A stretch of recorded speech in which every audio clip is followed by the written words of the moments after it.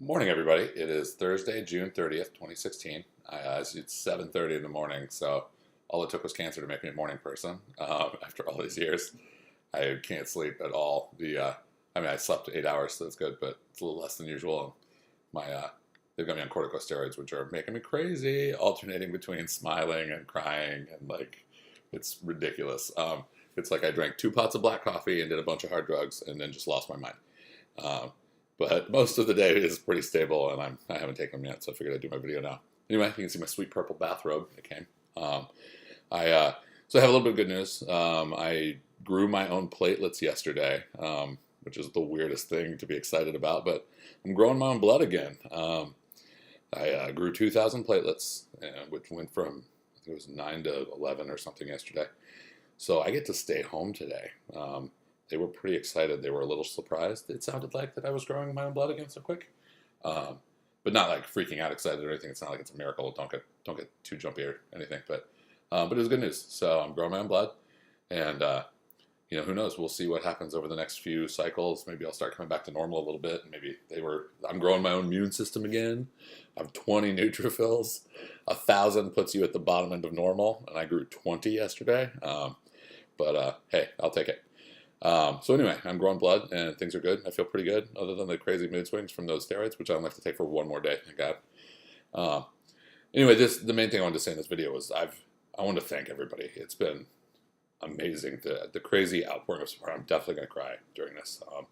The Last night we had people coming over and mowing our yard and cleaning up apples and just taking care of everything that brings food to us, taking me to the hospital daily. Uh,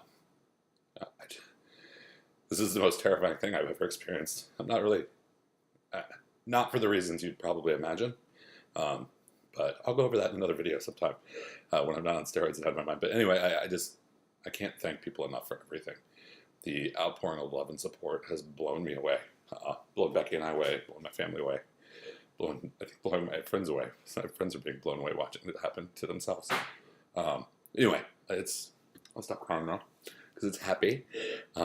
Yeah, it's been pretty amazing, and I wanted to make sure everybody knew that.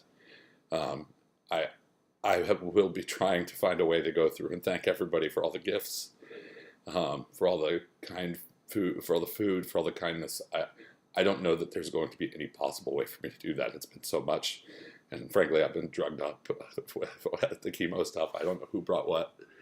I don't know who's done what. I don't even know who visited sometimes.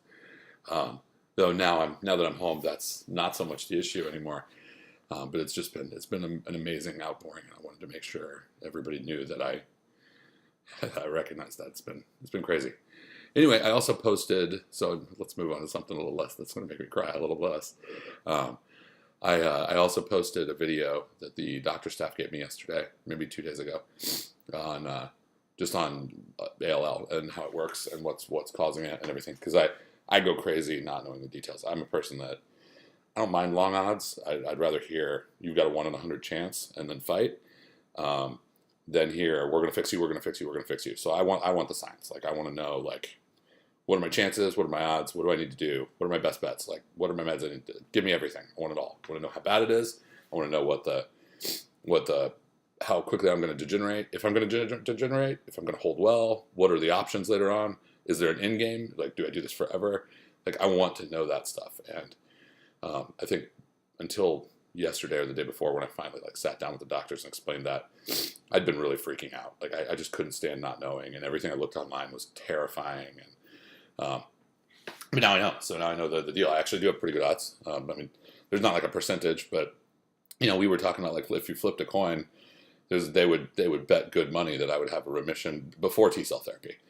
And after, they basically described that as something out of a science fiction movie, where who knows? It's there's still more testing needed on it, but there's a pretty solid chance that I could come out of this alive, and that's cool.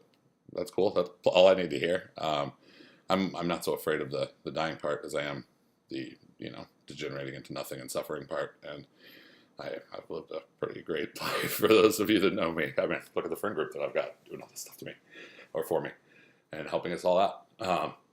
yeah, so anyway, the video is great. It kind of walks you through all the different types of acute lymphoblastic leukemia.